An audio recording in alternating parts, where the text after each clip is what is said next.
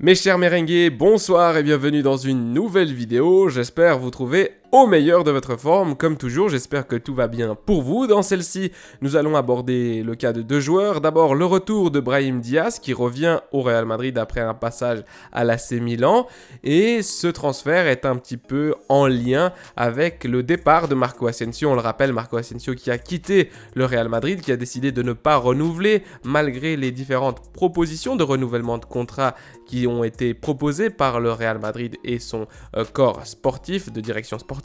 Le Mallorquin qui a décidé donc de quitter le club librement. On parlait d'un intérêt du FC Barcelone, mais je crois qu'il y avait une clause anti-Barça. Et finalement, selon toutes les rumeurs, et je crois que ce n'est pas encore officiel, dites-moi si je me trompe, le joueur va signer au Paris Saint-Germain. Alors du coup, Brahim Diaz pour remplacer Marco Asensio sur cette aile droite du Real Madrid, est-ce une bonne option? Je pense que oui.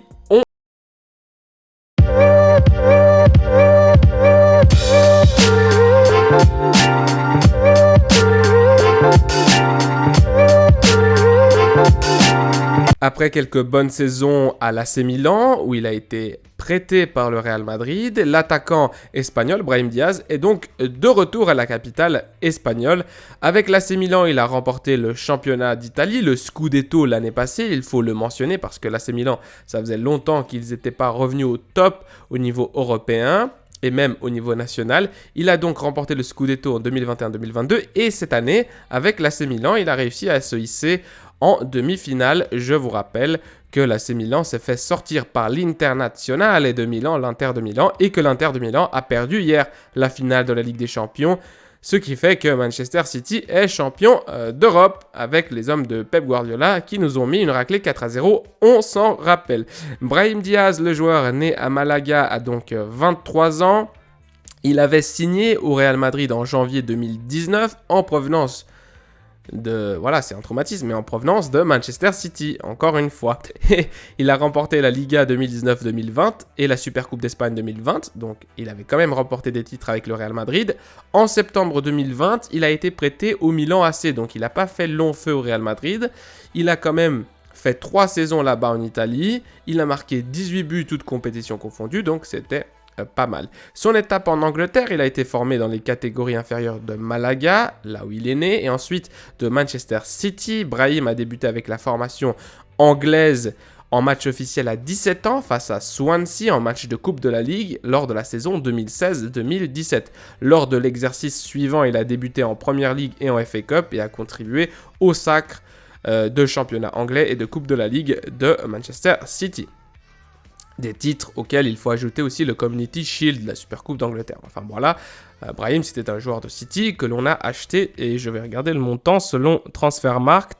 C'était pour 17 millions d'euros et ensuite il a rapidement été prêté à l'AC Milan, donc il est de retour. C'est pas mal, Brahim c'est un joueur qui me plaît bien. Si on regarde cette statistique, je vais essayer de le mettre ici un peu plus grand.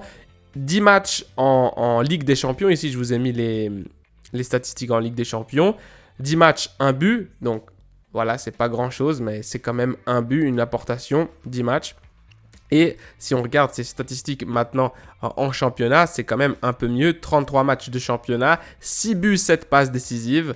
Participation au but 20%, donc il est dans les bons coups quand même une fois sur 5. C'est un joueur qui n'est pas tout le temps titulaire, on le voit, 71% dans le 11 de départ, 57% des minutes jouées seulement, donc il ne joue pas tous les matchs. C'est un joueur qui peut sortir du banc, qui n'a pas été forcément le premier choix pour le coach de l'AC Milan, mais en tout cas c'est, je pense, un bon joueur pour venir remplacer Marco Asensio sur cette aile droite, ce petit Brahim Diaz.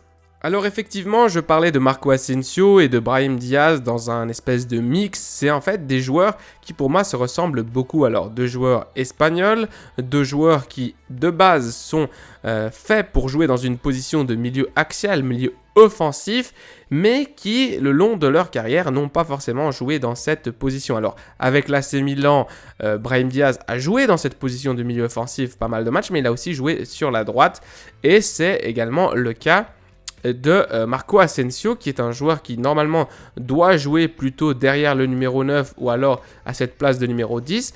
Et Marco Asensio au Real Madrid, on le sait, a plutôt opté, enfin, on l'a mis là, Carlo Ancelotti l'a mis dans une position de faux ailier droit, que ce soit lors de matchs où il a été titulaire, que ce soit lors de matchs où il est sorti du banc. Au niveau des chiffres de Marco Asensio, on peut voir quand même 12 buts et 8 passes décisives en un peu moins de 2000 minutes. Donc Marco Asensio, c'était ce joueur un peu joker pour le Real Madrid, c'est-à-dire il sortait du banc et il pouvait te mettre un but avec sa qualité première, on va dire sa qualité top joueur, c'était sa frappe de balle. Sa frappe de ballon, il a une qualité pour mettre des boulets de canon d'en dehors de la surface avec cette gauche sublime qu'avait Marco Asensio, et également de délivrer des bonnes passes décisives avec une qualité de centre qui est bien au-dessus de la moyenne pour des joueurs de top niveau mondial. Alors Marco Asensio qui part, ça fait quand même 12 buts, 8 passes décisives qui s'en vont. Est-ce que Brahim Diaz va être capable de combler cet espace au niveau des chiffres, aussi au niveau de la performance? Est-ce qu'il va performer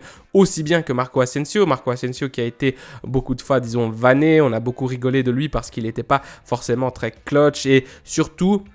les fans du Real Madrid, les supporters, avaient beaucoup d'espoir en lui pour être un joueur vraiment top mondial et il n'a jamais vraiment démontré être dans le top 5, top 6 de sa position. Voilà. Mais c'était un bon joueur, un joueur extrêmement important pour avoir dans une équipe comme le Real Madrid. C'était un joueur qui... C'était pas un joueur pour le banc et c'était pas forcément un joueur pour être tout le temps titulaire. Et c'est ça qui est important, c'est d'avoir aussi un joueur qui, s'il a besoin d'être titulaire, il est là, il a la qualité pour.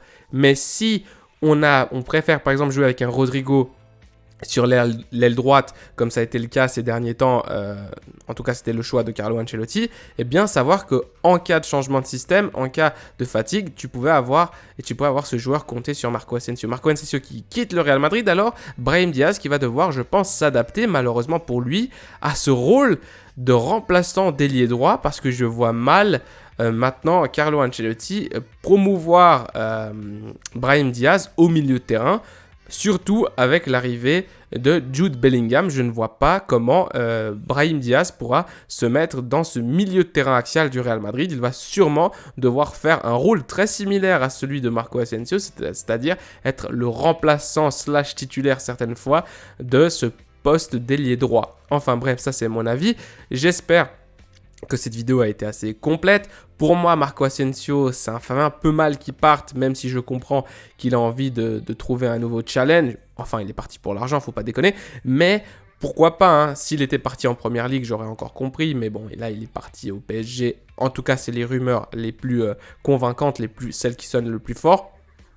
Bon voilà, il a l'âge aussi de partir, c'est-à-dire maintenant il va approcher la trentaine. Marco Asensio, c'était son dernier grand contrat, il a décidé d'aller au PSG, ok. Et maintenant pour Brahim Diaz, eh bien c'est un choix du Real Madrid qui a été assez facile, hein, c'est-à-dire que tu reprends un joueur de prêt, comme c'était un petit peu la même chose avec Fran Garcia, même s'il a fallu payer quelques millions, mais pas grand-chose, eh bien on verra ce que fera ce que fera Brahim Diaz, ce qu'il pourra apporter à ce collectif, mais j'ai peur pour lui qu'il ne joue pas beaucoup. Laissez-moi dans vos commentaires, évidemment, ce que vous pensez de ce petit jeune joueur, Brahim Diaz, je le rappelle qu'il n'a que 23 ans, et si vous pensez qu'il va réussir à s'imposer dans le 11 titulaire du Real Madrid ou non. Je vous dis à la Madrid y nada más, prenez soin de vous, des vôtres et de votre famille, gardez le sourire, allez,